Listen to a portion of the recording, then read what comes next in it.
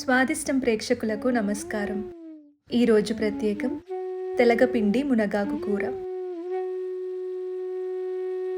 నువ్వుల్ని గానుగ పట్టి నూనెను తీసేయగా మిగిలిన పిప్పిని తెలగపిండి అంటారు. నువ్వులలో లేని ఒక ముఖ్య గుణం ఈ తెలగపిండికి ఉంది. బాలింతలకు పాలు పెరిగేలాగా చేయడం దీని ప్రధాన ధర్మం. ఇదే గుణం మునగాకు కూడా ఉంది. అందుకే రెండు కలిపి చేసుకున్న ఈ కూరను బాలింతలకు ఖచ్చితంగా పెడతారు. ఇక తెలగపిండిలో కొవ్వు పదార్థం నూనె ద్వారా బయటకు పోతుంది కాబట్టి అధిక బరువు ఉన్నవారు కూడా నిరభ్యంతరంగా తినవచ్చు. అయితే శరీరంలో బాగా వేడి ఉన్నవారు దీనిని తక్కువ మోతాదులో తీసుకుంటేనే మంచిది.